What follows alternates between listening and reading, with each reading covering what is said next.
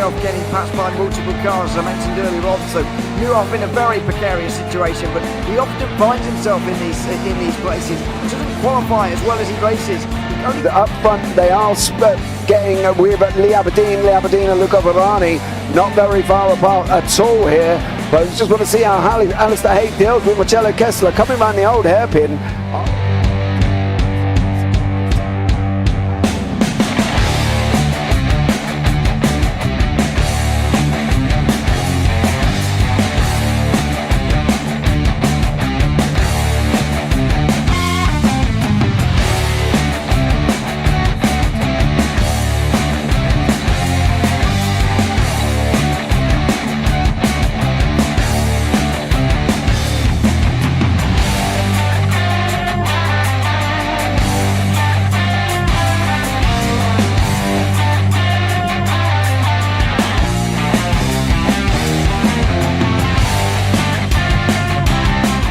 Say it's not the best decision they've ever made, just not having done that under the safety car, really. Yeah, they're taking their pit stop strategies from Ferrari lately or something. What's going on? In turn one, just too much gas on them, too much feet on the loud pedal, and unfortunately he's dropped all the way down the order. But Philip Hammer is out in front by an 8.91 seconds.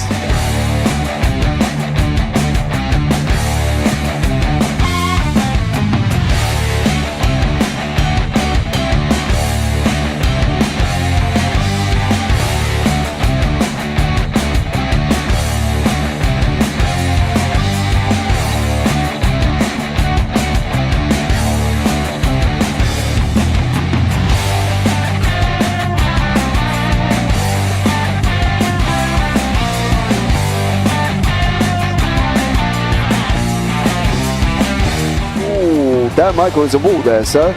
And it definitely doesn't want to be hitting that earlier on as well.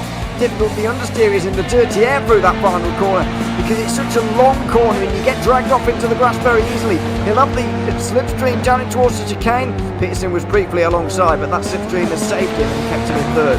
Yeah, Varani now lost a little bit of time to Aberdeen, about half a second. Peterson is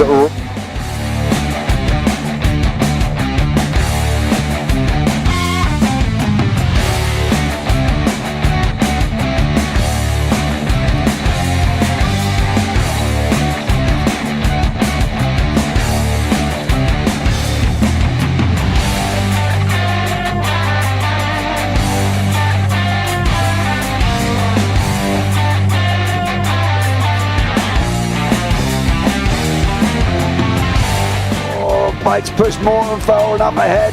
He's got out of line. Is now Pike going to have a go at Werrell? Don't push him off. He's in the championship fight. Jack Werrell chasing down Carl Jacklin. Further down, Rob Williams and Chris Barnes. Sensational run outside line now though for the heavy braking zone. Around the outside goes the Audi R8. Look how much Miller's come back into play. Exactly. Miller's still start dropping. He's not on second and change. All of a sudden Miller's back in play.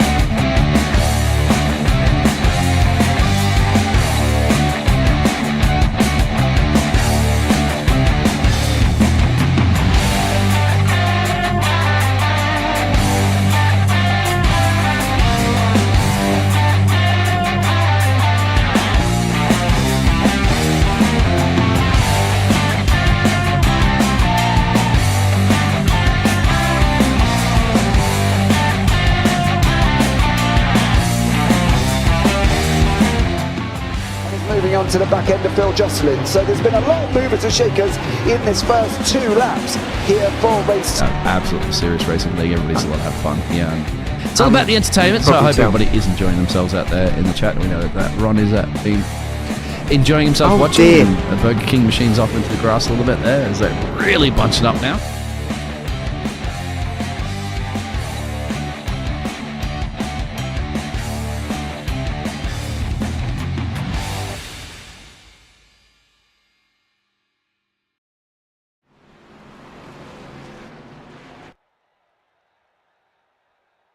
Good evening, ladies and gentlemen. Welcome to the JPB Network here, and this is going to be Triple Bypass on a Tuesday night. We brought them to you Sunday. It's now Tuesday, and we thought we'd bring you some more Triple Bypass here with the SRXs on the Tuesday night. Of course, Triple Bypass with 5 nights of racing, so shouldn't be surprised that it's night 2 of 3 here this week on the JP Broadcasting Network, and it is the Corgi Airstrike 100, sponsored by Ryan Hyatt.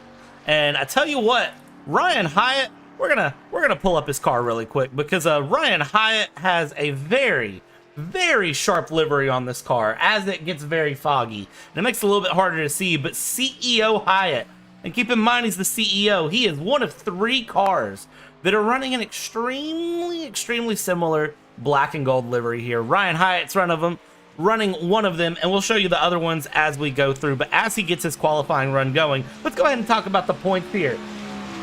In this season 5 of SRX, after round 5, it's Steve McClendon with 204 points, and I tell you what, it is a tight grid here. Ben Harcum, 196. Matt Parasini, we'll see if we can get some Parasini pirouettes. He yelled at me about how I talked about that on Sunday, so you know I'm going to bring it up early here. And we'll see with 195 points there. Brad Kress in 4th with 186. Mike Weeda, 176. Matt Harmon, 168. JC John Campbell, 162. Al Corey, 143. Keep it on the track, Ryan Hyatt. And Jason Benson and James Honeycutt, 140 and 133, respectively. Of course, I am not the only person here today as we continue to let this run go from Mr. Ryan Hyatt. I am joined by the wonderful and amazing British man, not James Parfit, Mr. Ewan O'Leary. So, Mr. O'Leary, good morning to you, my friend. Well, yeah, good morning. Indeed, it is quite early in the morning for me instead of late at night. But there you go. Thoroughly glad to be here again. Really enjoy racing at Chicagoland Speedway. To be honest with you, I'm pretty sad they're getting rid of this layout and going for the short track because we've got quite a lot of short tracks, to be honest, these days. This was a unique circuit, a unique track that you don't see anywhere else, despite the fact that it is 1.5 miles, might make you wonder, well, how different can it really be from a lot of the other venues on, especially NASCAR circles? But it is very different, and so sad to see this layout go, but I hope that iRacing retains it and we can continue racing at this wonderful racetrack as we are tonight. Well, of course, knowing how iRacing is, it would surprise me if iRacing changes this out. It's not typically in their nature to change things in terms of this. That's why we have like some of the great tracks like the 08 Legacy Atlanta that we keep around. That's why we have Kentucky Speedway, my wonderful nice home. That's why we keep it around. So, well, I think Chicagoland will stick. And the fun with Chicagoland, and I don't know if you noticed this on the track map, but I'm going to pull the track map up here on the top right. There is no straightaways. There is no true straight section to this track. When you look down on it, there's no true straight section. How much of a challenge is this?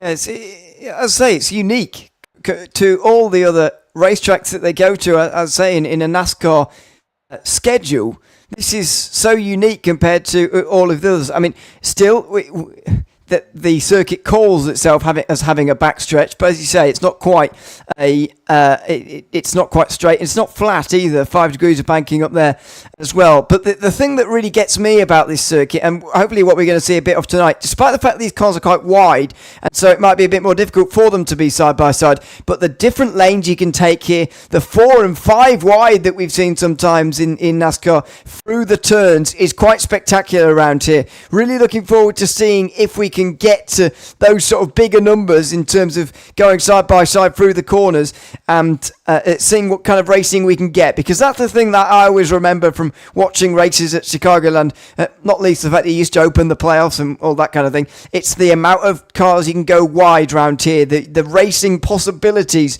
because of how wide this circuit is. That's what excites me about this circuit, and I hope it will produce those kind of moments here tonight.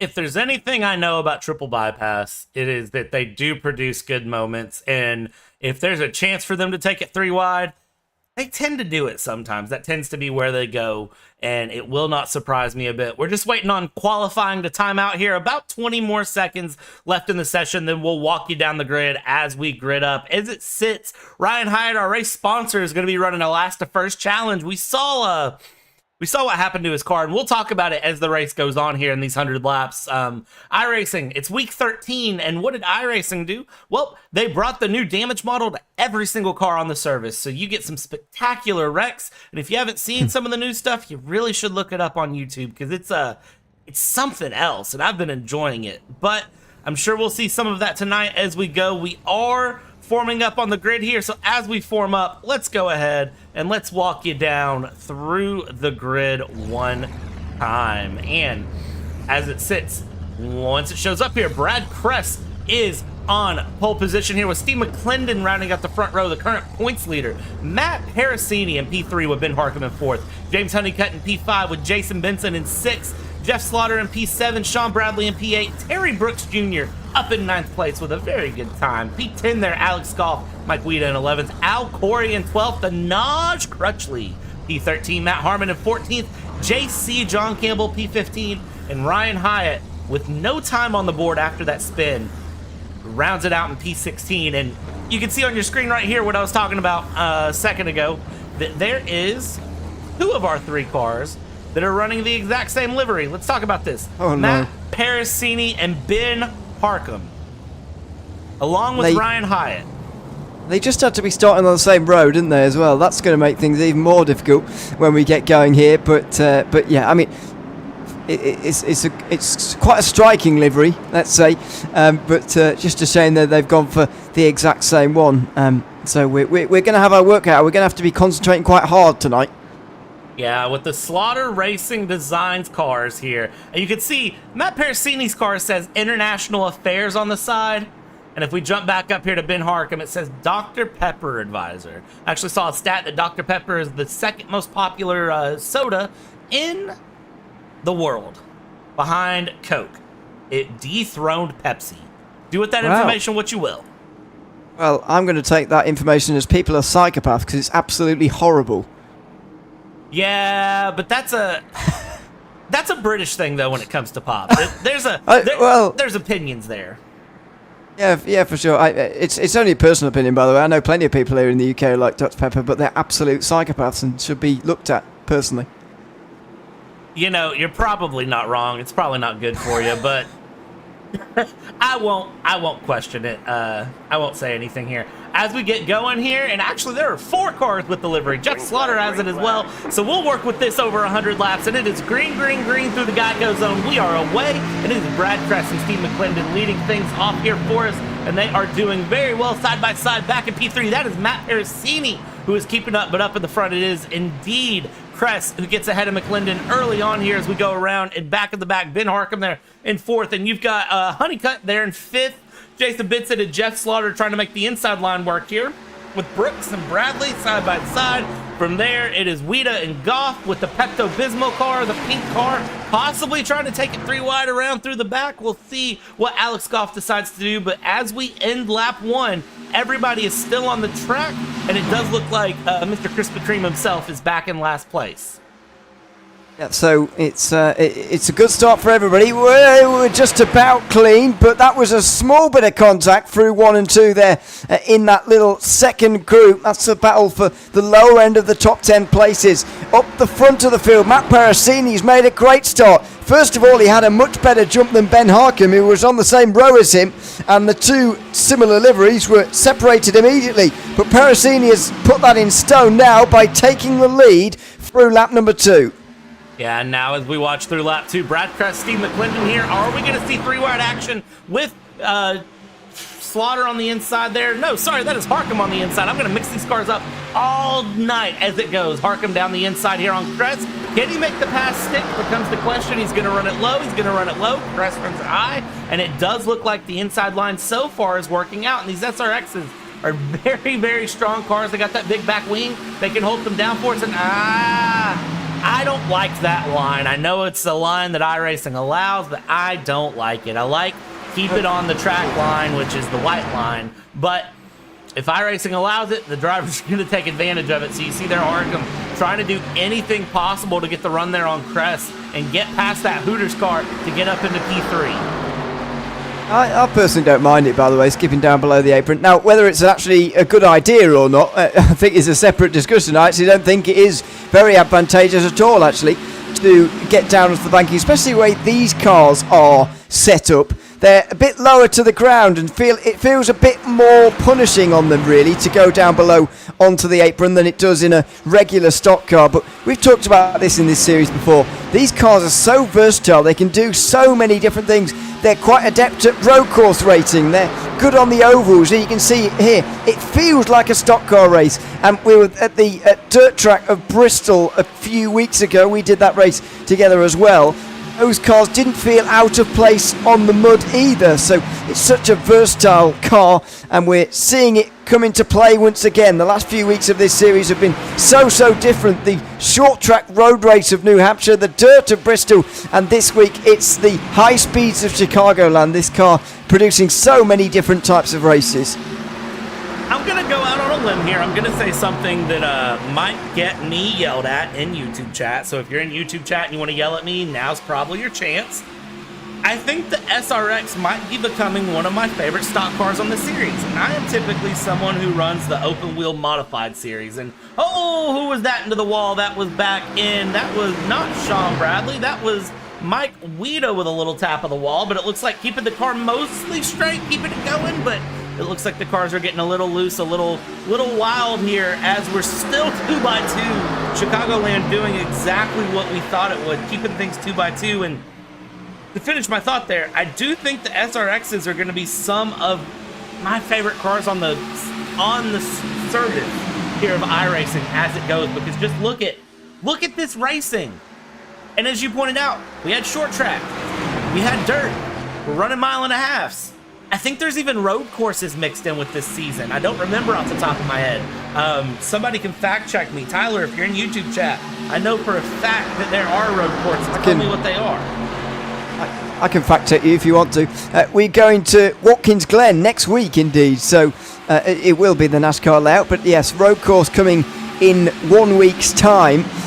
But to my knowledge, that's the only one. Although, as we were speaking about previously, not all of the circuits are ones that I actually recognise on this schedule, because we've got some of those lesser known tracks around America that we're using for this series. It's not just about the big NASCAR venues that host Cup Series races by any means. There's plenty of other venues on this schedule. Yeah, it's amazing to see, and I love what TVP has done, what Triple ByPass has put together with these cars. They've put together a very varied schedule. And first caution is out, and it looks like that is going to be for Mike Weeda going off track. And John Campbell. Oh, let's see if we can get a replay real quick. This is Mike Weeda. We saw him in the wall once and getting loose, and the car drops down. This is through the front stretch, if you call it a front stretch, and slides on the track, holding the brakes. Ooh, he took someone else out. Who was that? That wasn't just John Campbell. Who was that came No, it wasn't. John Campbell was the second one who came along, but who was first clipped here?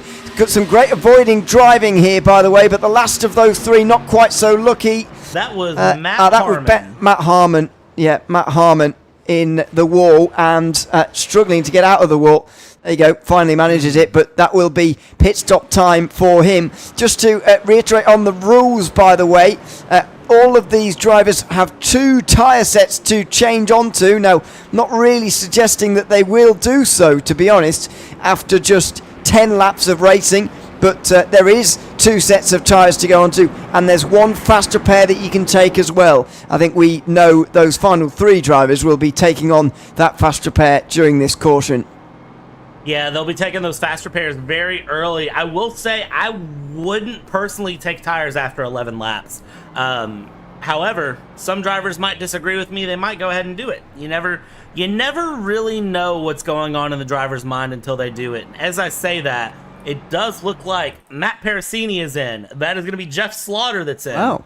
Al Corey's in. That surprises me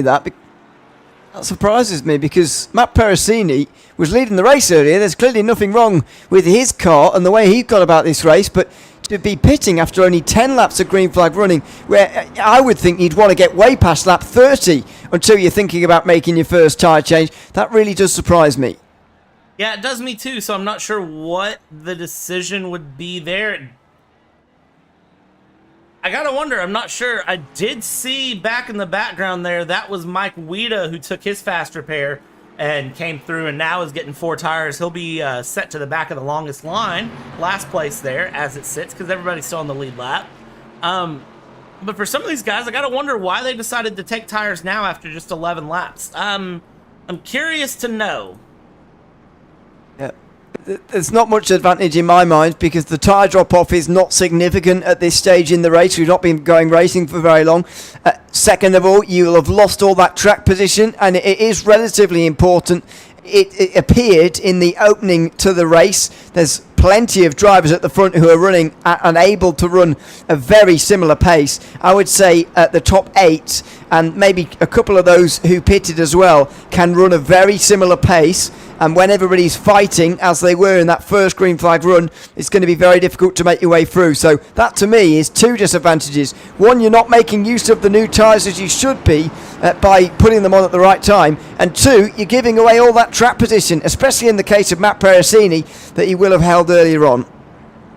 Yeah, they've got to have something in their mind as they go through, and whatever it is, I don't know it, but I'm sure the drivers will prove me wrong as they do time and time again. And again, just a quick reminder that tonight's race is sponsored by this Corgi Airstrike man here, CEO Ryan Hyatt, bringing us the race tonight. So a big shout out to Ryan Hyatt. If we weren't about to go green, I'd grab you for an interview, buddy, but we are just about half a lap over to green, so let's get ready to get this underway as it goes. And running down the order here, you see McClendon, Harcum, Honeycutt, Crest. That's your top 4 as it sits. And then it's Benson and Terry Brooks Jr. up there in 6th place. So we'll see how these guys get along on the restart zone. And I mean, they got well on lap 1, so I got to think they'll be able to do it again. Yeah, I think it's going to be a good restart, and hopefully we can get back to some green flag running here now that we go back green for the first restart of the night. Yeah, we are back green here through the restart zone, and Steve McClendon wasting no time to get away. Ben Harcum in 2nd place. 3rd place is going to be Honeycutt, and 4th place Crest here. But again, we're going to have 2x2 running for a hot minute here, and these guys don't seem to let off 2x2. It doesn't seem to make a difference where the SRXs go. If they go high, if they go low, the cars will hold the line and they will comply. And as you see Benson there running the high line here around the number 76 of Honeycutt, James Honeycutt now knocked back into 5th place as Jason Benson goes up into 4th. And there's the Pepto car, the pink missile back there, the 00 of Alex Goff. He's trying to make a run, but you got Honeycutt, Brooks, and Sean Bradley, the Canadian, down on the low line trying to make runs together. Will they be able to get their line moving through? This almost feels like we're watching some Daytona bump drafting as it goes, but you see they're through. Honeycutt now dropping back through the corner. Now we're on the quote-unquote backstretch, and they're going to keep it going here. And I'll tell you what, Ewan, these cars will absolutely run wherever they want. Yeah, absolutely. It's producing great racing so far as we go side by side through 3 and 4 again. Funny you mentioned Daytona there, by the way. That was the feelings I got a little bit during that first run, actually. I thought, so many cars here together, it's almost like a super speedway race. And that's what I was talking about earlier on and referring to with Matt Perasini. How does he work his way through this super speedway style field in such a different racetrack, a 1.5 mile racetrack like this one, where he's lost all his track position? Well, he's not been able to make too much progress so far. He's right in behind a couple of drivers going side by side now as Mike Weida fends off the likes of himself, Matt Perasini, but also Brian Hyatt, who's joined in there in the battle as well. It's very difficult to work your way through. It really is. This is a track that it produces great racing, but again, track position becomes king, as we've talked about and we'll continue to talk about here. And we'll see what happens here. Hyatt getting a big bump there on Perasini. Perasini spins around, and the caution is out, and we watched it live, but let's go to a replay really quick of what just happened, because that was, I'm going to say there was a little bit of help there, and we're going to watch from the gearbox here, Perasini. Watch the side here, and what's their contact? Yeah, look, yeah, I'd say so. There it is, and It's just pushed him on a bit further into the corner, just a bit too quickly, really. And so, car's in the wall and out the race, very possibly here. Yeah, I think that is it. I think Matt Perosini's done for the night. Yeah, he is out of the race officially. So that's a real interesting one there. The two of them, first of all, the fact they've made contact at all, but second of all, the call there for Matt Perosini to pit early, unravelling very quickly indeed. Matt Perosini out of this race. That is that's a big one, and you gotta wonder. Ryan Hyatt there was the little bit of contact. We'll see if anything comes out of that later as we're under caution. Matt Harmon, Al Corey, and Naj Crutchley in the pits. Interesting to see these three going in the pits, especially because Al Corey and Naj Crutchley just pit on that last caution here. But while we're pacing under caution, let's go ahead and get an interview with our race sponsor, Ryan Hyatt, if I can find him here. Let's find Ryan Hyatt. There we go. And then we are going to bring him up into the booth. Ryan, it's going to be Brad and Ewan here in the booth. How are you, sir? I'm doing all right, man. You? Doing pretty well. Second caution of the night. We're lap 19. Is the SRX here in Chicagoland just challenging, or what do you think it is? Well, that one, I don't know, like, how much I touched Matt. I feel like I did barely. I was trying to go low of him, and I don't know. It's kind of squirrely off, but that's about it. Yeah, there was a little...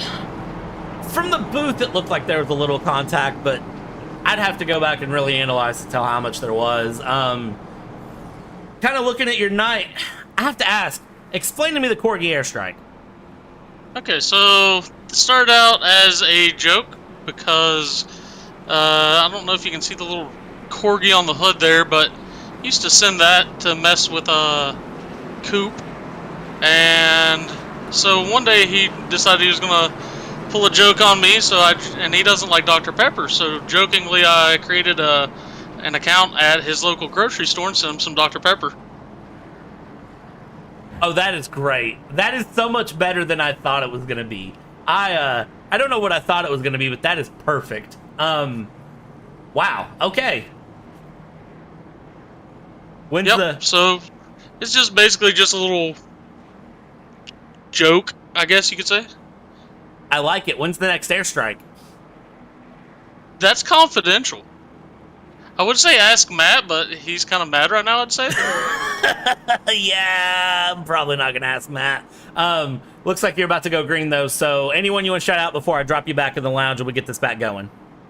Just want to apologize to Matt because I was trying to go low and I misjudged when to let off, so that'll be my shout out.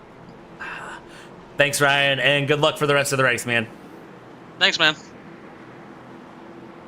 A nice apology coming through as we get ready to go back green here again. Ryan Hyatt, very, very good man who knows when to apologize for an error and takes that very quickly. And as he says, Perosini's probably mad, but no big deal. We're back underway here, Ewan, and it does look like it is Ben Harcum, one of the other Corgi cars. It looks like the Dr. Pepper man himself up here in the lead, and we'll see if anybody's able to catch him as this race continues. He's had a strong run so far. He's been running well at the front of the field, and we'll see how long that continues on for. Still one of few drivers now to not have pitted yet. 9 drivers out. I suppose there's more than half remaining, isn't it? 9 drivers haven't pitted just yet, so that's the expected strategy, I suppose, but wonder how long this is going to continue on for. The longer we have this sort of stop-start race where there's cautions followed by short green flag runs, the more unpredictable and the more difficult this strategy is going to get to effectively be right on strategy. It's going to get more difficult. Yeah, and I think with only a couple of sets of tires in the pit, strategy is really going to be king in capitalizing on when you take those fresh tires, when you take that fresh set of tires. And I really wish I had asked Ryan Hyatt there about the fuel run and what the fuel run's looking like here in the SRXs, because that's really where I think some curiosity is going to be for me as we watch Harcum here try to go around the outside with McClendon. He's been scary fast in these SRXs, and again, the points leader currently trying to make a run up the inside with Crest there for company. as Goff and Harcum try to work that outside line. Which line does Brooks go for? Does Brooks decide to take it through the middle entirely? I don't think it matters because Harcum's going to run so high there. Looks like for a second Goff could take it 3 wide. They're continuing through and continuing on, and as we cross the line, lap 24 of 100, we're almost a quarter of the way through this race, and I don't think the action's going to let up anytime soon here as we see McClendon up the inside of Goff here. I believe this will be P2 if he can make it stick, but a little bit of a wall tap there from Goff, and it doesn't look like McClendon can get the run around the inside that he wants. I mean, he's got the pace, he just can't make it land there, Ewan. This is the thing with the curve back straight that you were talking about earlier on. What it does do sometimes is it allows, as we're about to go 3 wide here, through the middle for Crest, is it maybe? No, not really. Going to go back to 2 wide. What it means is that what you sometimes get is cars grouping up on the outside, and when they're grouped up so closely like that, they almost push each other on and they give each other speed almost, and so someone caught out on their own on the inside, not very much happening this lap round because there's a couple of drivers down there, and so they're getting the help that they need. But when you're down there on your own and there's a group of them on the outside together and pushing each other on, it means that you can get gobbled up, and that's one of the effects of the fact that effectively there's no straight round here. Yeah, it's a fun byproduct, but it keeps the racing very close and competitive. I do want to shout out Tyler Ruyelis in chat. He asked if iRacing brings the FIA European truck racing in, what truck comes first? And well, Mike Weida and Alex Goff are racing like they're running trucks because they're side by side here. And then Matt Parasini is in chat, Ewan, and he says there was contact. He's got one coming. So a little cryptic there. I hope they don't live near each other, because if so, I feel like Matt Parasini would drive to Ryan Hyatt's house and just tackle him in his front yard. The chances of that quite low in America, I would say. Chances of them being close together, I'm going to say is low. Just as a guess. We do have a lot on the graphics, by the way. We do have a lot of where these guys are from. So we do sometimes see people close to it. I was noting earlier that I think it was Ben Harkin with someone. 2 Virginia residents, anyway, were going side by side with one another. Ben Harkin was one of them. Can't remember who the other one was, but it was quite interesting to see 2 people from the same state. There you are, Brad Kress from Virginia also. So there you go, 2 residents actually of the same state for once, battling side by side for the lead. Yeah, and I don't think they're too far from each other, so it wouldn't surprise me if some of these guys know each other in real life. And that's one of the fun things about triple bypasses. They're all very good friends in some way or another, but Mike Weida with a little bit of a tap there on the 23 of Terry Brooks Jr. Little bit of door-to-door contact there, and it does look like they sort that out, but Terry Brooks is dropping back a little bit. This front 7 are a very, very close pack. But then if we bring back up our little track overlay, look at the rest of the track. They are very spread out back through. But this front 6 are very, very close and competitive. Everybody's keeping a very, very tight eye on the racing, and it's bringing some good runs through. Yeah, it's going back to what I was saying earlier on. It's a very obvious top group, I think, which can run the pace. Look at that now. Big slide in the middle of the group, and somehow we get away with it. It was points leader Steve McClendon who had to get his arms and elbows working there because there was contact made in the middle of the group, and somehow he prevented that car from going around. Yeah, somehow Steve McClendon held on to that. We'll go back and watch that again here in just a minute if these guys give us the time to breathe, because that was a save and a half. That was very impressive as we watch Jason Benson around the outside here of Terry Brooks Jr., who is still running through, and up in the front, Ben Harcum still trying to work that high line to get around Crest and to keep Weida back behind if he can. Let's check in further back on the field, though, behind them. Look at Ryan Hyatt. Ryan Hyatt here in P8, up 8 places on the day, is not too far off and is trying to bring his friend Jeff Slaughter there along. Jeff Slaughter, of course, the one who has designed this absolutely gorgeous livery for the Corgi Airstrike 100 tonight. And they are trying to work with each other and bring them along. From there, you got Al Corey a bit further back. A little bit of a gaggle of cars here with Honeycutt, Corey, Goff, and Naj Crutchley. They are running a pretty tight little pack back here in the back. This is for, of course, the back end of the top 10, but they are running through. Up in the front, you still got Mike Weida and Ben Harcum battling. Yeah, and it's allowing Brad Crest to get away a little bit. Third of a second is what he now holds over the rest of the field because of the side-by-side battling for second place. You can see the way that the rest of them are sort of in a line, almost as if to say, will you sort it out between the two of you so we can get back to catching the leader again? Well, as soon as I say that, Bradley getting involved on the outside as well, or at least trying to. So this doesn't look like it's going to be resolved quickly. It could rumble on, and now caught up on the inside is Mike Weida. And now you see the problem of being caught on the inside on your own. The guys on the outside able to help each other and go quicker together, whereas he's on his own with no help at all. Although that help may now be coming from Cherry Brooks Jr., who's looking on the inside, can't quite do it. Cars all over the place, searching for second place. Yeah, they are just trying to find a way to get past here. And you see Terry Brooks is really trying to work that low line here with Sean Bradley and Weida to get around Harcum. They are doing virtually everything they can find to get the pass done, and I'm absolutely loving this onboard here with the gyro, because you can see there is a bit of banking here on this Chicagoland Speedway, but it's not drastic in a sense. There's enough. Mike Weida steps around, and does he collect it? He collects it and keeps up with the front pack. What is this? What are these drivers? Unbelievable. That's exactly the same way, by the way, he brought out the first caution, so you could see the severity of the situation there. If he didn't hang on to the car, he could have spun back across the road very much like he did in that first crash and caused a very similar one to what we saw for the first caution. So great save for Mike Weida, but an important one as well for the health of everybody else behind.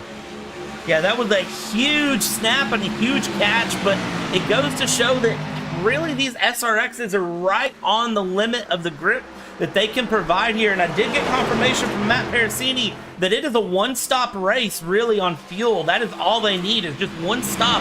And I would imagine they're trying to run that to about lap 50 if they can. We're lap 36 here as we go, and still this front pack running very close racing. And hold on, I'm gonna zoom in really quick on Sean Bradley here. Is that a Corgi on the side of that car, or am I imagining things? Have we embraced the Corgi Airstrike? We have. Look at that. Yep, that certainly is. Yeah, what I was going to say about fuel, by the way, is that I think these guys are going to avoid making a green flag pit stop at all costs. So if we get to lap 50 under this green flag run, I don't expect to see pit stops happening immediately. I would expect them to wait. However, if there's a caution from any point from now onwards in the race, I think everyone will be in for that tank of fuel, but more importantly, in some ways, that first new set of tyres. We're more than a third of the way through the race. If you're projecting to go through the race with 3 sets of tyres, you need to split it into thirds. We're already past that point by about 5 laps. Yeah, and I think it's just going to be a case for these drivers of just hold on at this point. Nobody really wants to do the green flag stops, as you said, so they're going to be holding, because at the rate we're going, I would expect at least one more caution realistically. It would not surprise me just with the way things are going. This front pack is running really hard on each other. They've settled in a little bit here, but they're running real hard. And when we check back in with the backpack here, look at this. Jeff Slaughter, Al Corey, and Ryan Hyatt running a very tight battle here. And all it takes is that rear right tire breaking grip a little bit, somebody having just a little bit of a bad day, and it can throw out another caution. We saw it already with Parasini. We could see it again just depending on how things go. So we'll keep our eyes on everything as much as we can. McClendon and Benson swapping positions there for P5. Corey and Slaughter continue to swap positions here for P8 as Al Corey is really trying to work that SRX around the low line. Yeah, it's preventing this group really from catching the leaders. If any of these guys want to win, they're going to have to get another caution at some point, because first of all, they can't seem to get organised enough to chase between themselves, but second of all, the gap might well be too big to cross now anyway, even if they were organised in a line, but that's clearly not the case. So it's pretty academic wondering about that. Now the wonder for me is about what they're going to do if a caution is thrown at this point. Only Ryan Hyatt in this group has yet to make a pit stop, in which case he's still got 2 sets of tyres left in the pits. What do those guys with only 1 set of tyres do down on pit lane, if indeed there is a caution at some point in the next 10 or 20 laps? That's a very interesting debate for me. Yeah, I wouldn't want to be the driver with only one set of tires left in the pits. That's a rough position to be in. And it gives you a big gamble that you're going to have to make, and I don't know that I want to be the one to have to make it. I think any of these guys up here in the front that haven't pit yet are finding themselves in they're struggling right now, don't get me wrong, but they're very much going to have an advantage towards the backside of the race, as long as one of them is not who causes the caution. As I say that, Harcum's going to run high, Weeda's there mid, Bradley trying to go low, and possibly trying to take it 3 wide. Mike Weeda might consider splitting the middle, and it looks like he does, but Sean Bradley's far enough back. No issues there, but Sean Bradley is going to run the low line here as we continue. And, you know, going to your point, look at the gap here between P7 and P8. 2 seconds is the gap between P7 and P8 right now. So those guys in the back, they need to get that super speedway mentality on. They need to think about that with each other. And just single file draft, run your way back up to this front side of the field, because those guys are fast enough. They could have the chance to win it if they really wanted it, especially as things settle down now. And you've got Brad Press up by 0.7 of a second on Brooks, and then you go back another second to McClendon, but Benson and Weeda very close together there. You get pockets of action, but there are sections of this field that are starting to calm down a little. It's especially puzzling to me in this group that they've been battling and just sort of let those front 3 leaders just walk away from them, to be honest, as they get very close to crashing with one another. In fact, and Weeda, sliding again, and somehow again saves himself from a very big crash. But for me, it's very confusing about what they're doing at the moment. They were with Brad Crest, the leader. They were in a big fight for the lead, but they started fighting over second place, allowing Crest to get away. They've done the same now with Terry Brooks Jr., who's away in second place. They've done the same for a 3rd time with Steve McClendon, who's on his own in 3rd place. I don't really understand why they've done this to themselves, to be honest, but they have, and they've suddenly given themselves 3.5 seconds to make up to the leader. Well, if we're being realistic, they may not really know what they've done themselves. They may not be realizing it, and there may be a little bit of that driver zoom in on the position ahead. You're not thinking about the long game. You're thinking about just that one specific position you're looking for. So that is the possibilities. We see Sean Bradley with a big block on Mike Weeda down to the inside there, and Jason Benson still trying to hold off Harcum here. Sean Bradley again chopping the nose of Mike Weeda and trying to look for any opportunity to hold them back behind. And they continue to go a little bit of the wall tap for Harcum, but when we check back in on our leaders here, look at Brad Kress and look behind him. The pink car on the inside is Alex Goff, and the yellow car to the high line there, that is Brooks. And then when we look behind Brooks, that is McClendon. And then you look behind McClendon, and that big pack right there that you see, that is the group of Benson, Weeda, Bradley that are all battling on. So that is who we've been watching that are just battling through and trying to make their run forward.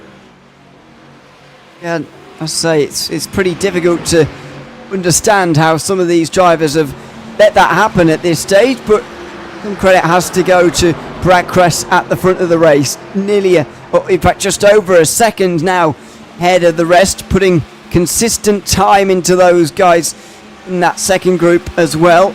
And so some credit does have to go there to him. But the tyre drop-off now is noticeable. We're getting towards the halfway stage in the race. We've seen some pit stops now too under green flag conditions for Alex Goff and James Honeycutt. Now, they were both longer stops, so I'm not willing to take too much from those stops, actually. But it is worth noting that we're getting towards the halfway stage in the race, and some of these guys will be pretty eager for a caution pretty soon.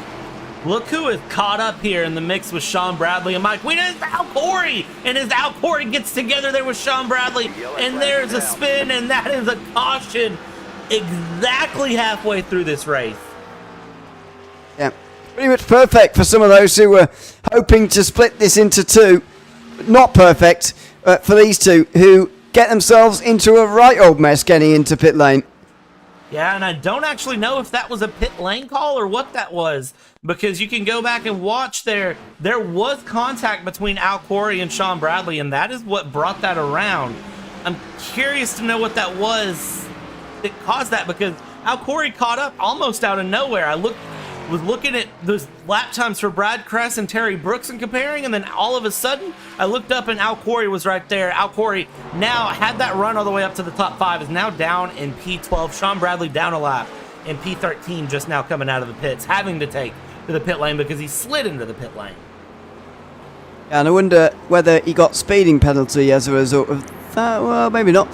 Just 21 seconds on pit lane for him there, but he is a lap down. Now there is the lucky dog and the wave arounds enabled for this race, so that's something to bear in mind once we think about that after the pit stops. But halfway in the race is about to be crossed, and so it's time for everyone to come down pit lane. Yeah, lap 50 of 100 is officially in the books, and you see there, Al Corey stays out. I see James Honeycutt staying out. Or sorry, Al Corey is there. Sean Bradley stays out. James Honeycutt stays out. Alex Goff, Matt Parasini, all the drivers that are laps down. Well, Parasini's out, but all the drivers down. But everyone on the lead lap is into the lane here on lap 50. Al Corey, Ryan Hyatt, everyone, all the way from Crest down. And you see the right sides all come up on everyone except for Al Corey. Now Al Corey's right side comes up. So it looks like he took a penalty there for that contact, I'd assume. All the left sides go up, and everyone's going to be looking to get a run out. And here goes Brooks. He's going to be the first one trying to get a move. And McClendon actually is going to get the run off pit lane. Yeah, McClendon, Brooks, and then Brad Kress. So a 23-second stop for Kress, 2.6 seconds longer than Steve McClendon. Terry Brooks Jr. stays where he is, but he's passed by the driver who was behind him, and he's passed the driver who was ahead of him, and so stays in second place. 23 seconds seems to be the norm. What I would say out of all of that is that Steve McClendon's pit stop was shorter than the norm, and that's why he's in the lead, although that graphic's showing him in pit lane again. That's not true, because I'm literally watching him on the road right now, so I don't know why that's saying that. Yeah, we'll get that to reload really quick. I do want to go look and see, did we catch Steve McClendon's big save here that he had several laps ago? And this was, I don't actually know how long ago this was that he had this save. It doesn't look like we caught it there. Did we catch Mike Whedon's big save that he had? No, we caught just at the tail end of it. So those two drivers having huge saves through the race and being able to hold on to it. It shows that these cars are can be a little finicky at times as we reload this wonderful overlay here. Third caution is out, and there we go. Now we show McClendon is not in the pits, and he is indeed in P1, where we would expect him. That is Goff in front. That is a lap down at the moment, and I would imagine that Goff will be getting a wave around here once we go 1 to green. Yeah, pitted under green did Goff, so does have the fuel to go further into the race, but maybe we'll be hoping for at least one more caution before the end. This does make the final 50 laps very interesting to me, I've got to say. Will we see any more pit stops? Because we've seen track position be actually really quite crucial so far. Everybody can make it to the end on fuel. The tyres won't be in a terrible state by the end either. The drop-off is at worst a second and a half or so, but we just don't know how the latter moments of this race are going to play out. It does depend heavily on how many cautions we've still got to go in this race. I think the big key will be, if there's another caution, what lap it comes out on. If we're past lap 75, we're within that 25 to go, everyone who has tires left will come in and take tires. That will be the big key for me, is when that comes out will affect the strategy. I would not want to be a driver near the back right now, and I would not want to be a driver that doesn't have another set of tires to put on, looking at going 47 laps when we go green. It's gonna be a tall ask, especially if there is another caution. You're gonna find yourself in a very bad position with some tires that are worn out.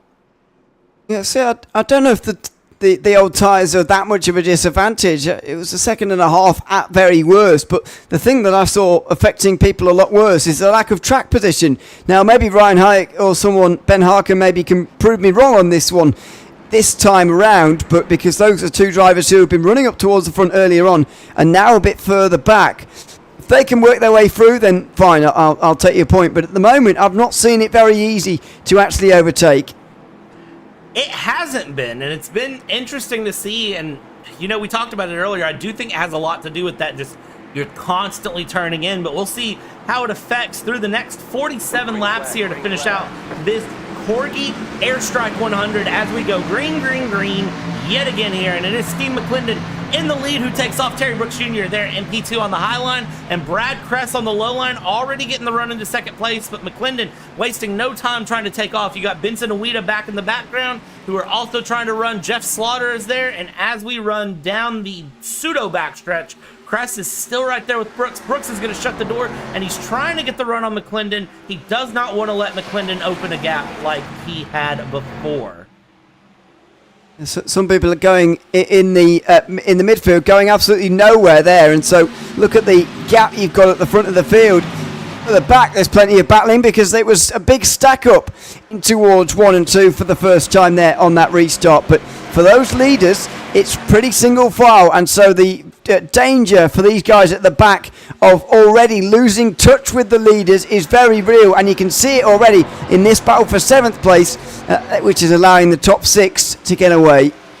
Yeah, Al Quarry trying to hold on to P7 there. Everybody is really trying to keep a move as they can, and you know, I'm pretty well surprised at how the leaders are running. I mean, they are sitting through. You see Benson there on the inside as we watch there from the inside cam as we go around. Jason Benson trying to make a move up the inside of Mike Weeda. Stick here in the battle for P4. And then again, you've got further back here, Ryan Hyatt, Matt Harmon. That's JC John Campbell down on the low side. I wonder if he just broke a little loose, but it looks like he's lost tons of time as he goes down out of the way there. And you see that Mr. Hyatt is up into 9th place there. 8th place is going to be Crutchley, and then Corey up ahead as he's actually got Sean Bradley and Honeycutt there, who are a lap down ahead of him before he can get to those other cars. He's making good progress positionally, is Ryan Hyatt, but the problem is, does he get caught behind a break in the group? Look at that just up ahead. The chase for those front 6 places getting pretty sparse, actually. Al Curry doing it pretty much on his own at the moment, but if we're thinking about this super speedway style, it's going to be very difficult for him to get there on his own. Now, that mistake from Slaughter through the final corner might well just give him the draft and just get him involved, but then it goes back to Crutchley. The gap back to Crutchley is fairly large. Can he get involved here as well? An even bigger gap back from Ben Harkham, and so that's where the problem comes in, not least for Ryan Hyatt now. He's clearly had problems away from our cameras. He is now down in 12th place and well off the back of the field.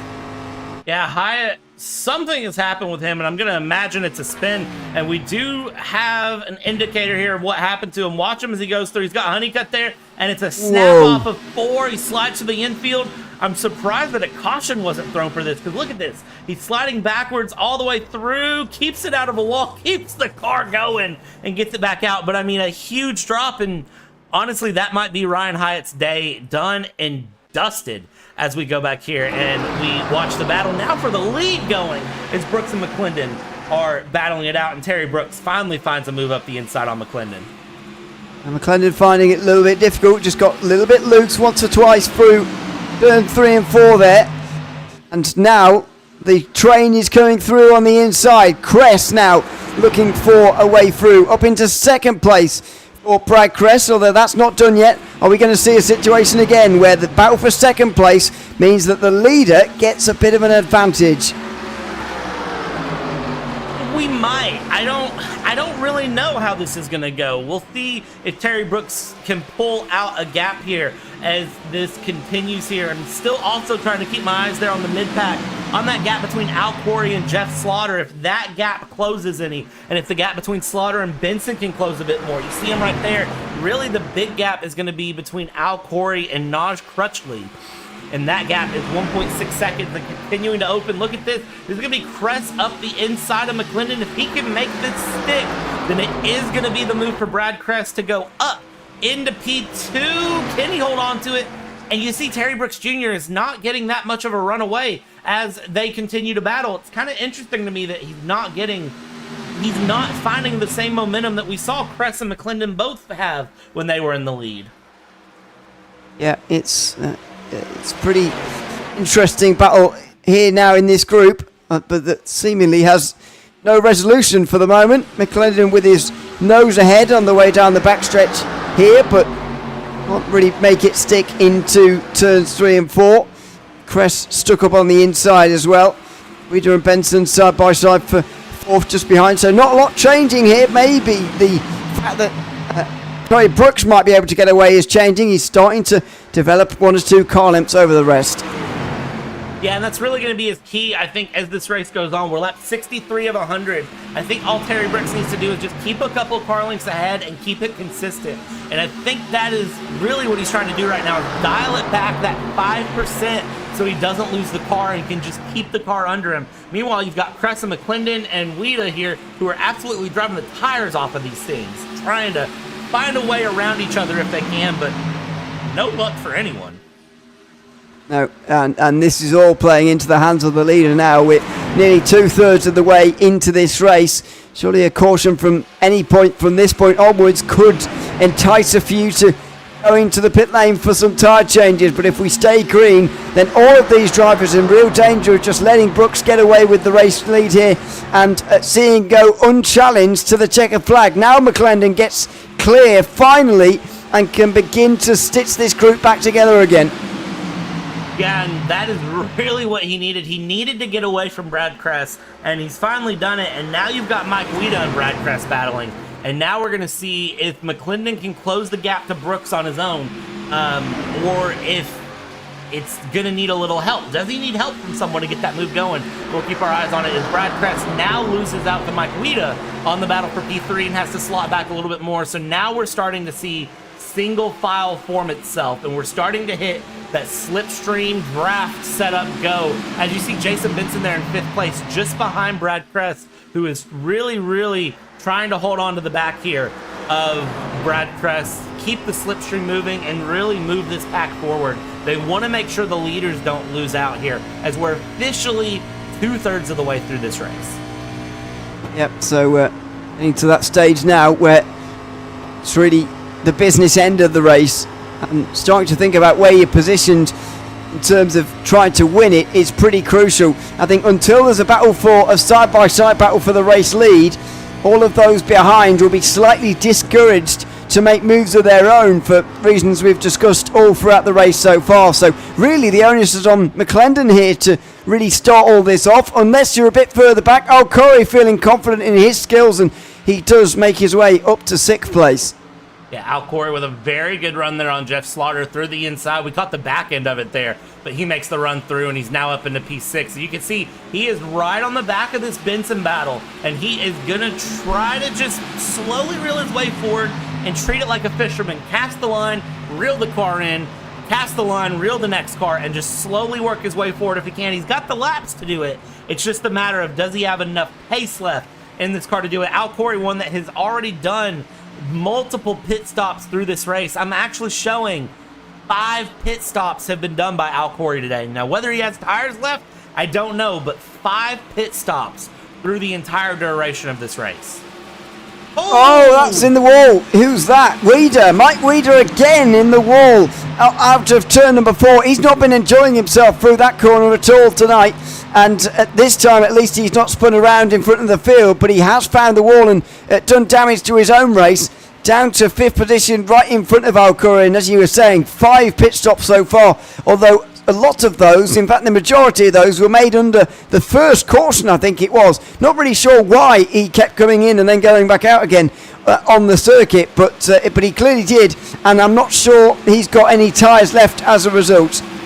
Yeah, but I don't think it matters if he has tires, because you can see Mike Weeda has driven the tires off of that car. Al Corey just slots around the outside there as Mike Weeda gets very loose on the exit of 4 for a 2nd lap in a row. And Al Corey, take a bow, my friend. You are now in the top 5. Let's see if you can charge it up for a podium here, or possibly the win as we go. But you can see the gaps opened up a little bit between Corey and Benson, and we'll see how he's able to compensate. Also, I got to point out, this weather, this humidity, this is not me. This is 97% humidity in iRacing. This is not at all my fault for it being this sort of murky, foggy setup. This is just iRacing going very high humidity as we go. And now you see Wida and Slaughter battling here in the battle for P6. Wida does not look comfortable with the car through the last stages of this race. No.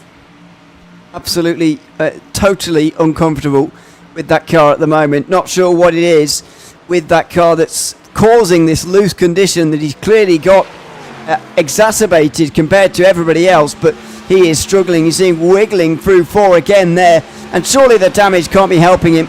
He's grinded that right hand side alongside the wall on multiple occasions now. It's really caused him a lot of trouble through the exits of corners, especially. He's got exit oversteer, exit loose car on exit of these turns, and there's not a lot you can really do about it. I'm not really sure why he's suffering with it when not many others are.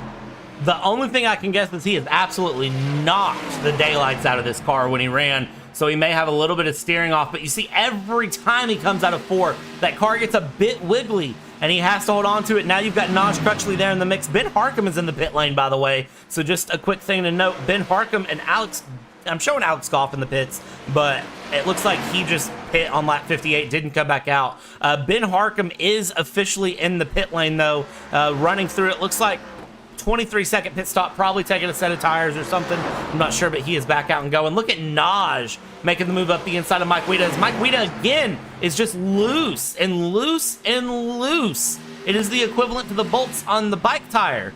Loose and trying to hold on to it. Doing well to hold on to it, but has lost much pace as we go. And I tell you what, look at the gaps here. Al Corey in the mix. Al Corey's got 2.8 seconds, the gap there on Jeff Slaughter. He's right on the back of Benson. And look at this, Steve McClendon, Terry Brooks. Battle for the lead has developed.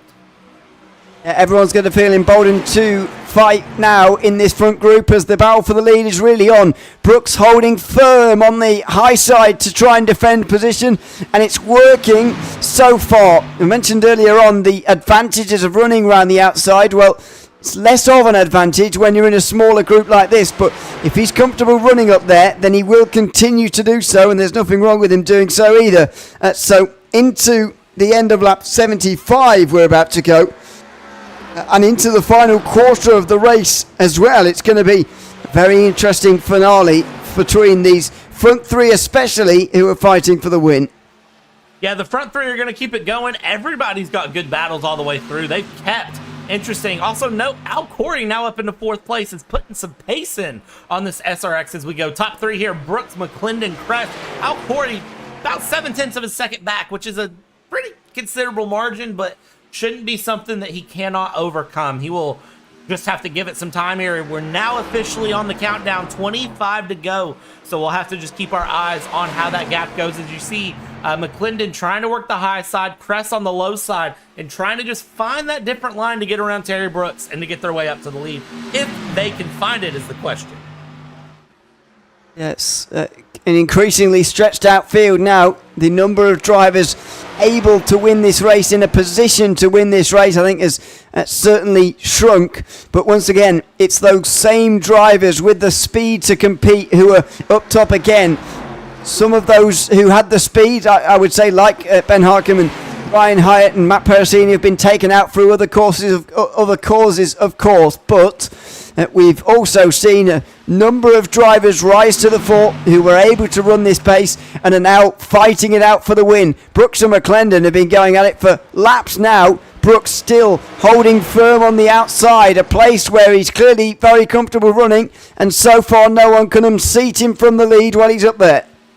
Yeah, Brooks just, I don't know what it is he has in that car, but he's got just something that is letting him, even when people get side by side, just let him get far enough ahead to stay ahead here. Brooks, McClendon, these two have not let up. And look at Al Corey. Al Corey still sneaking into the mix here. The gap now half a second between Al Corey and Brad Kress, and that gap is going to continue to eke down as well. I want to jump back a little bit further back in the field here. The Naj Mr. Crutchley in that number 48 has been putting pressure on Slaughter consistently the whole way through. And again, you see the offset lines just trying something different to get a run here as Slaughter gets loose, and it looks like he may possibly have that pass done in a lap or two. But I want to jump back up because McClendon is now right there with Cress and Brooks. They're back to side by side, but this time it is Cress and McClendon side by side as Brooks is just trying to shut whatever door is open, low, high. He doesn't care. He just wants to keep both of those cars behind, and the way they're driving with 21 to go, I'm worried they might wreck each other if they're not careful. Yeah, of course they're going to have to be careful about not wrecking into one another, that's for sure. But at the same time, they've got to go for this race win somehow. They've got to take risks to try and take this race win away from one another. And at the moment, I hope that's what we're going to continue to see. Brad Crest trying to chase down Steve McClendon in some form in the championship too. That's another side story to play into this as we go free wide over the front straight. McClendon looking for the very low line. He can't make that work. Instead, Brad Crest holds on and retakes, in fact, the lead. Man, 3 wide down the front stretch, 20 to go here. They're leaving nothing for chance. And again, keep your eye on that 4th place car of Al Corey. I'm going to keep bringing him up because he's right there. Look at this. Crest and Brooks side by side. Crest gets a little loose on the exit of 4 as they go through. Crest able to hold on to it. But now it's a drag race and Crest will be marked to lead this lap. McClendon trying to go around the outside and Crest shuts the door now as we go through an Al Corey in the mix. We now have a 4-car battle for the lead with 19 to go. They're going to keep this up all the way to the next 19 laps, I imagine. Watch out Corey on the low side here as he's going to try to pick off McClendon very, very quickly. He doesn't want to stick around and play the game of battling. He wants to pack his way through this field as he goes down low here. And you've got McClendon who's trying to hold on. Now Al Corey is just trying to work this low line and make his way through. 18 to go as we cross the line.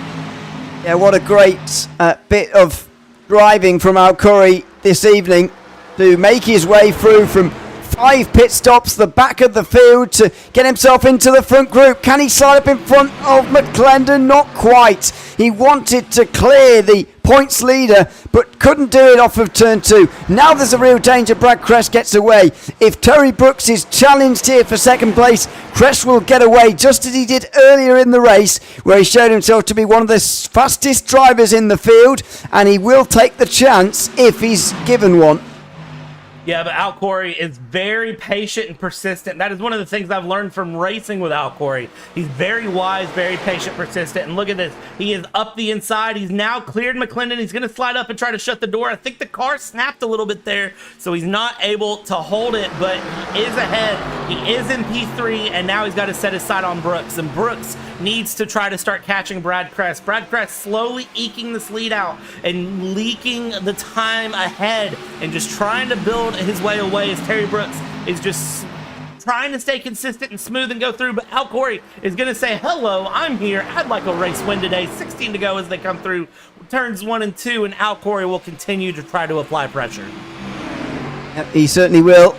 And as long as he does that, more of a lead Brad Crest is going to get. But the more this is going on, the more I'm starting to believe that Brad Crest is just the fastest driver in the field here tonight. I mentioned earlier on, he's done it before in an earlier run in this race. As soon as the green flag runs get long, Brad Crest rises to the fore, and not only that, he breaks away from the rest of the field, something which many other drivers who have led in this race this evening have not been able to do. And so it doesn't really matter about what's happening in the battle for 2nd place. Of course it's contributing, but they've been running in a line for most of these last few moments. Brad Crest has still been pulling an advantage. What a great drive this is from Brad Crest, as he could be well on his way to 2nd in the point standings. Yeah, Brad Crest very much eyeing that long-term championship, I believe, as he's trying to just stay smooth and consistent. I think he's saved enough tires for the back end. We're 14 to go now, so if he's got any tires left in that car, he's going to be driving the wheels off the thing as we ride on board here with off the rear end, and you watch the battle behind. You see they're single file mostly. Al Corey trying to make a look here up the inside, looking for some sort of a move on Terry Brooks if he can find it. Brooks going high there to hold on. McClendon wants to follow Al Corey through. I think Al Corey clears him, and Al Corey now up into second place with 13 to go. But can these three work together to try to find some time on Brad Kress? Can they apply the super speedway drafting strategy? Is Brad Kress truly just that fast on pace? And I tell you what, looking at the times, Al Corey with a 32.5, Brad Kress with a 32.6. There was a tenth of a second on their best times. Al Corey does have a little bit more pace in that car, but the last laps have been near identical in pace. Brad Kress just slightly ahead by just hundredths of a second. So if these three work together a little bit, I think they can reel in Kress, but the time to do that is very, very narrow as we're 12 to go. Yeah, they're going to have to do a tenth of a second per lap, really, if they want a realistic amount of chances at going through in the closing laps. But what an entertaining second half of the race this has been. A long green flag run to finish the race has meant that strategies have played out. Pure driving skill and the actual performance of these cars has been really tested.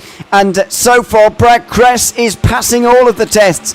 Over the line again. This is the first chance, really. Kress and Corey have been able to go head-to-head with no outside distractions. A 33.751 for Kress, an 8.50 for Corey. That's exactly a tenth, but in the wrong direction for Al Corey.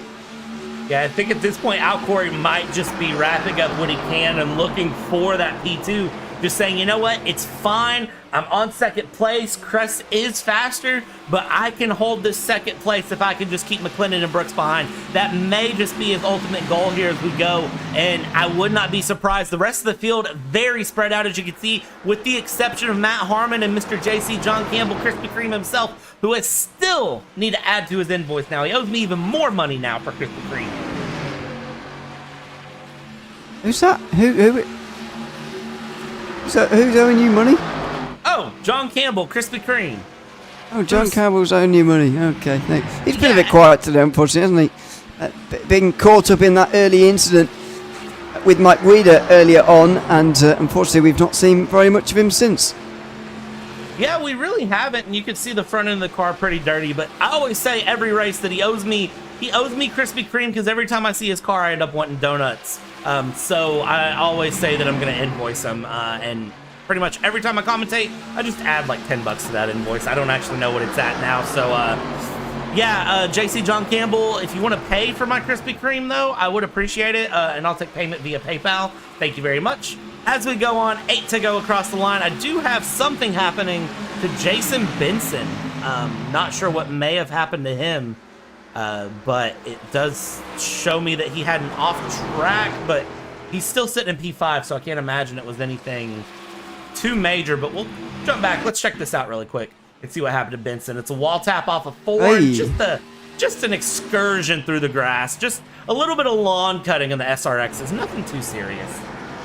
One of those that very much could have gone worse, that's for sure. But the gap now, 1.3, 1.4 seconds. Brad Kress is really motoring now and is looking very good for a race win here. But who's going to finish second?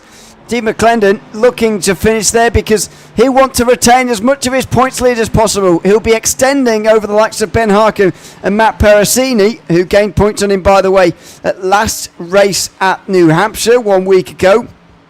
However, Brad Kress will be the one moving up to second place in the point standings here, with Harkin 1 lap down and Perasini out of the race. Kress will now be McClendon's closest challenger, but what will the gap be at the end of this race? McClendon trying to extend that advantage as much as possible by trying to finish second ahead of Al Curry and Terry Brooks. Yeah, the gap now approaching and crossing the 2-second mark as these three battle, and you can see there that McClendon had the run on Al Corey able to defend, and now Terry Brooks Jr. making the run here with Al Corey on the high line. He wants to look for the charge here as we see Steve McClendon up the inside, the driver from Georgia, trying to find a way to get past Al Corey, the misplaced Canadian, who is just wanting to hold on there in that Canadian Tire SRX on P2 as much as possible. Brooks Now with the run on the outside against McClendon, and it does look like that Brooks can make this high line work and get up into P3, steal that third place away from McClendon if possible.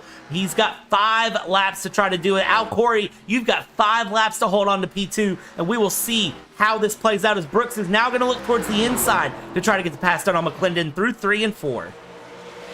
Been a difficult place to do it, to be honest, and Brooks is going to get done on the exit here. The exit speed not there for him.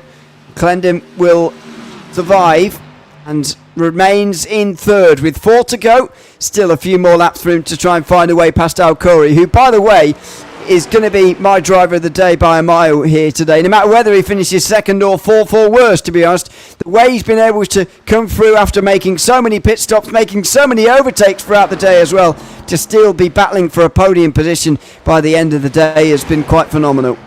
Yeah, he has done very, very well to keep that car moving forward and just absolutely charge through the field. We saw him charge through, and then we saw a little bit of, now he is set in that P2.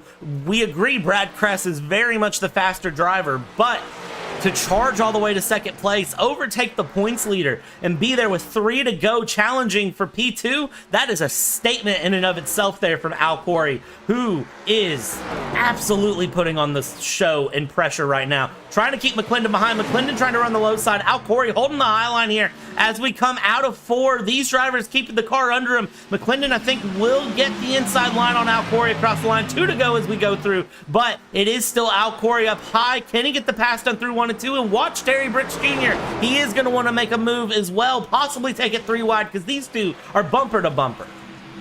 Yeah, Corey has got to stay firm on that outside line here. He can't fall behind McClendon in the hopes of a repass in these final miles of the race. There's only 2 miles to go roundabout as they go into 3 and 4 now. Corey doesn't have time to tuck back into the slipstream and try again. He's got to hold on here on the outside line by pinching McClendon as much as possible on the inside and hanging on for 1 more mile and a half. 1 more mile and a half, and Brad Kress is running through. Brad Kress is currently exiting turn 2, but this is the battle 3.5 seconds back behind to really keep your eyes on. As we see here, Al Corey, you are running out of time to hold on to it. Brad Kress just off of the view here as we go into 3 here. McClendon on the inside, Al Corey to the outside. Al Corey's just got to hold the grip, and you see he's trying to do something different. Brad Kress will cross the line to win here in the Corgi Airstrike 100, but where does it land with McClendon and Corey? Hey, go together! Whoa, how did that happen? Al Corey was looking to hold on to second, and in the end, he ends up in a big crash for third. He'll still finish there ahead of Terry Brooks, but both of their cars are destroyed at the end of the race after a dramatic finish for third place. As we wait for the rest of the field to cross here, JC John Campbell will bring it across P8 in a very, very good run for him. It is Jason Benson, Jeff Slaughter, Matt Harmon, John Campbell, Mike Weeda, Naj Crutchley, Ryan Hyatt, Sean Bradley, Ben Harcum, and James Honeycutt, with Alex Goff and Matt Parasini not finishing the race. But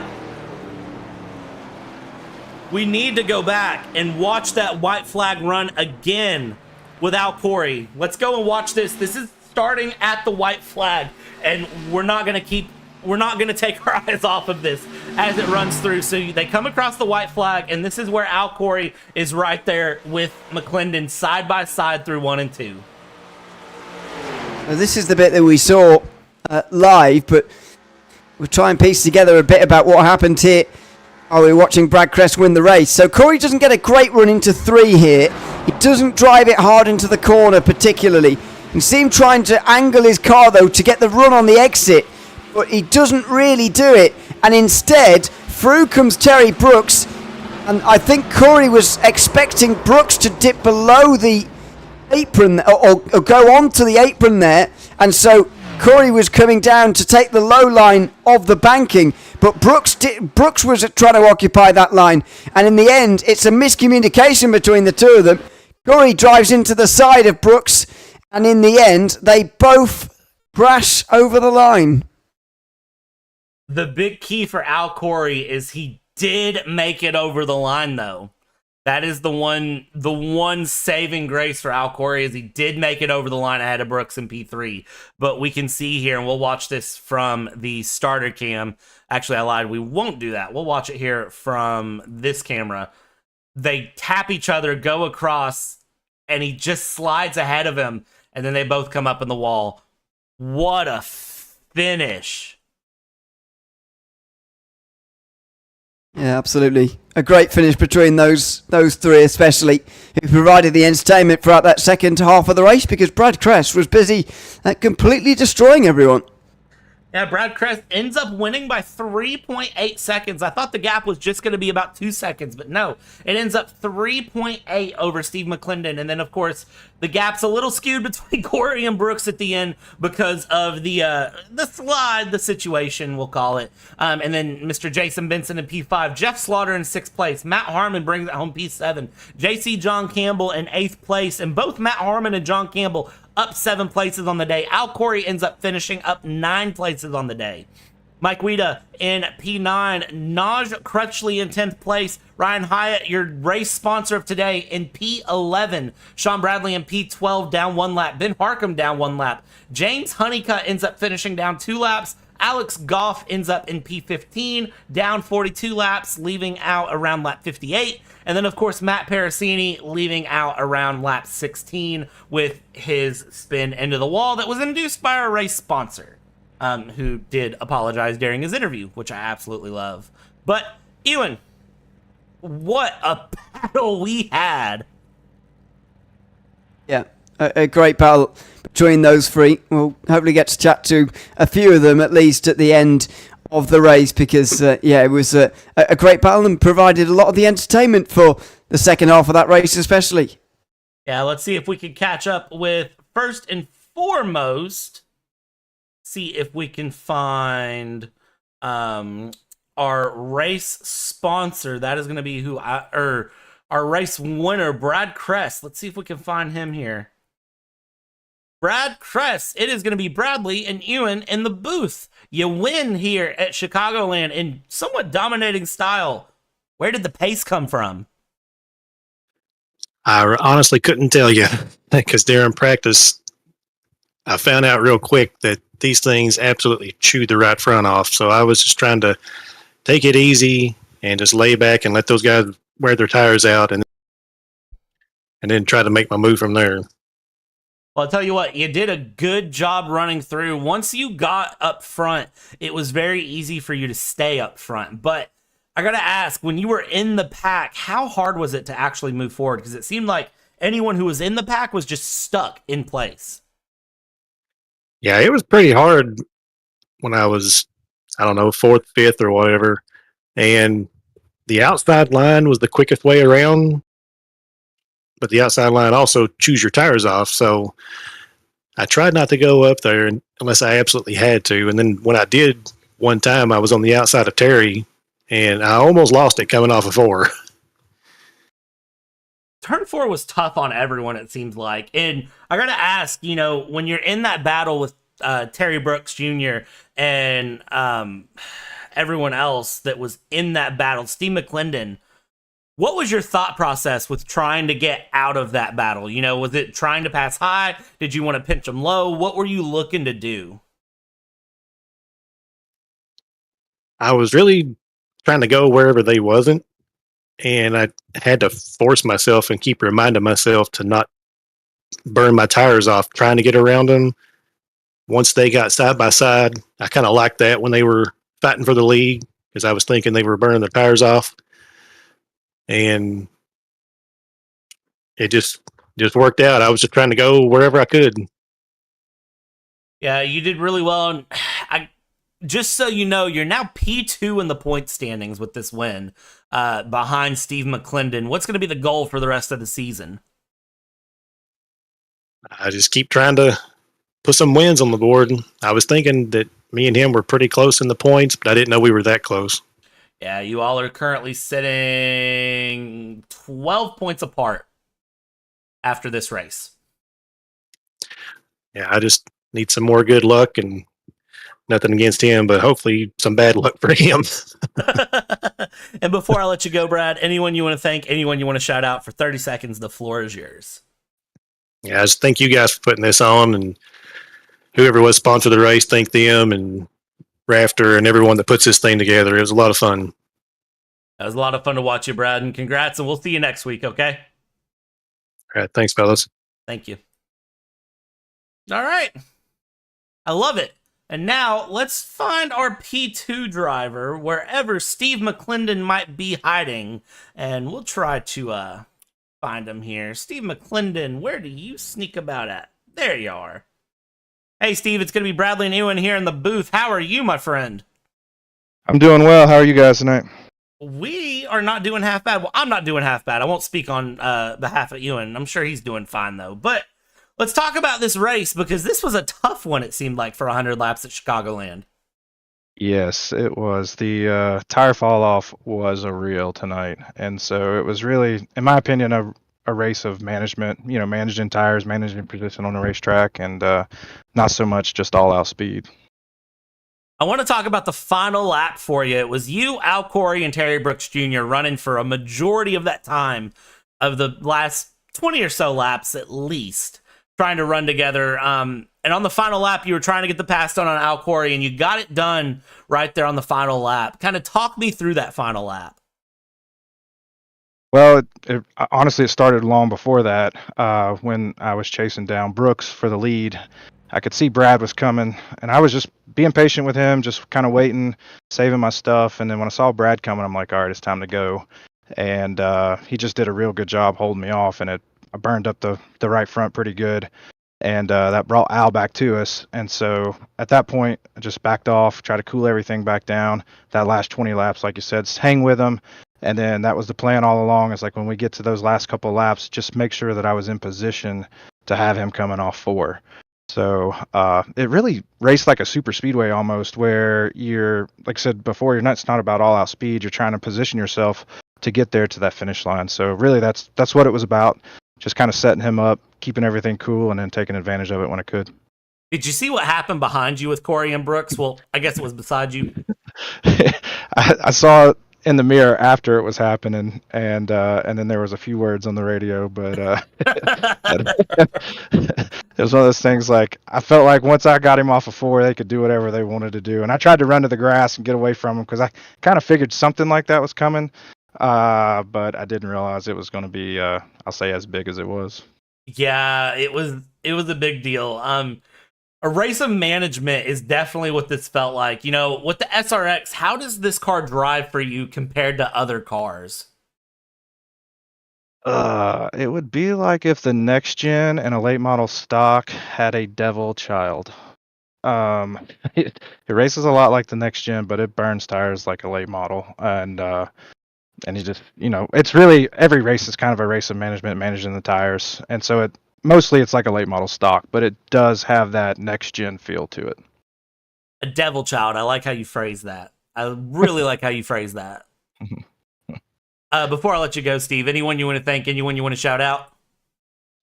Just Nathan with Catamount Solutions. He's the one that keeps the beers flowing, keeps the gas running in these things, keeps the internet running. So he helps us out, and just like to have fun, give him a little shout out, and we'll be looking forward to the next one. I think you guys are going to do a Friday race for us this week, and we're excited about that too. Yeah, we're going to be here on Friday, so look forward to seeing you then. If not, then definitely we'll see you next week. All right. All right, sounds good. Thank you, Bradley. Thank you. All right, Ewan. I'm a little nervous about this one, but we're going to bring in Al Corey. We're going to get his feedback on that final lap. Why are you nervous? Are you nervous he's angry or something? I worry. I worry. If I'm a driver in that situation, I'd probably be a little mad. So, okay. Al Corey, sir, our third place finisher of the night, had a hard charge, driver of the day, I'm going to call it. The last to first challenge was real, and in the end, it was a final lap of fireworks. How are you feeling? Mixed feelings. I feel terrific about my finish. I think it could have been even better. I feel a little bad for clearing myself off of Terry's nose coming to the line. He and I had a little chat already, and I apologize. It was my error, and Maybe he was going to get third. I don't know. But anyway, I'm happy with my finish, considering where I started tonight. I gotta ask, so I show that you did 5 pit stops through the whole race. Did you actually do 5 pit stops through the race? And if so, can you explain to me your pit stop strategy and what happened? Yeah, so every time there was a caution early, I believe there was 2 cautions. I pitted 4 times under those 2 cautions for fuel. And so when we went green at that point, after those 2 cautions, I had fuel to go to the end, and I had been saving tires like a madman, which is why I was at the back of the field the whole first half of the race. So if there hadn't been another yellow, I would have been able to go all the way, and I don't think there was many who could have gone all the way. Ironically, I was the one that brought out the caution when I bumped into the back of Sean Bradley. He had called for a pit, he was going to pit, and I didn't see the message. And so I basically just drove into his bumper and spun him out and spun myself out. So that was the caution. But at that point, it was just had to go. So I restarted in 10th and worked my way up to the top 3. You did a very good job of getting up to the top 3, and then from there it was just basically battling with Steve McClendon and Terry Brooks Jr. the whole time. I'm going to ask you, just as a triple bypass admin, for the SRXs as a whole, of course, this is one of the newer cars to the service. I can't officially say the newest anymore, but one of the newer cars. There's been a variety of tracks, you know, where we've done road courses, 1.5 miles, dirt, short tracks. How is the SRX as a whole holding up, and how is this season going so far from the overview, you know, not as just a driver, but looking at triple bypass as a whole? That's a great question. Anytime you add a new car to a league, you sort of ruffle some feathers, and I think overall it's been a good car and a good series. I think we were smart in having lots of variety to try it out in different types of tracks, like you said, dirt and short tracks. And I think this is the longest track, I believe, that we've run. And the car reminds me of driving an 87, the 87 Legend cars. That's what it reminds me of, how it drives. Very difficult to turn, difficult to get it to rotate, which is right up my alley. So I love it. I don't know if it's universally loved as much as the late models were, and that was a short track car. So it's been interesting. I think overall it's been a really good experience, and I'm happy we did it.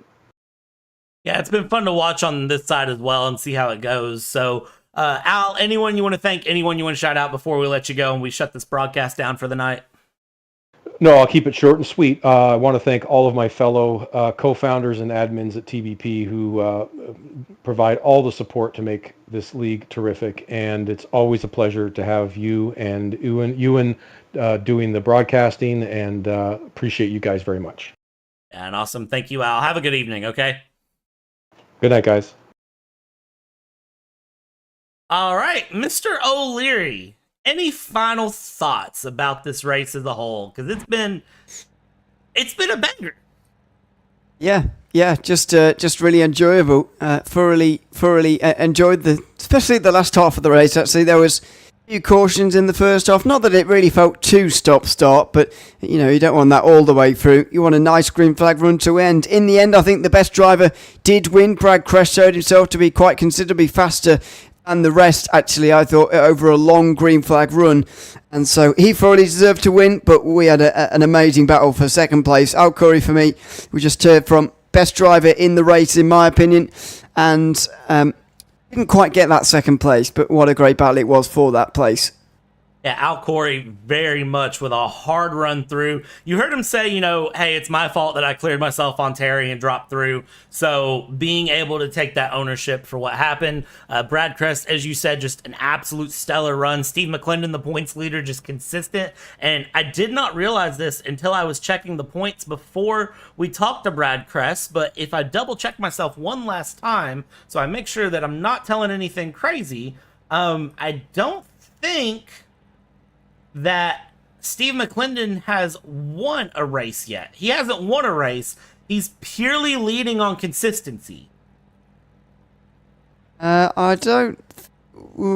Is that true? Oh, yeah, I think that is true, actually, yeah, isn't it? So, just got a couple of question marks about some of the... No, you're right, yeah. So, yeah, it's pure consistency from him, and it says a lot, really, about the season that he's had so far, but it also says a lot about the remaining races. I think there's still 8 to go in this season. We're not even halfway yet.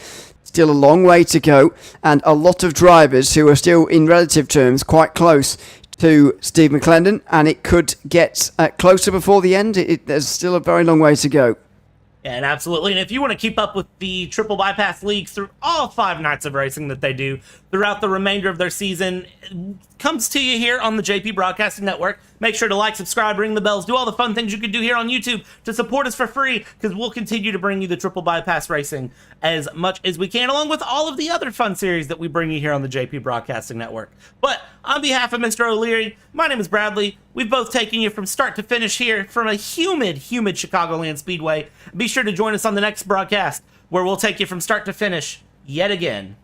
Good night.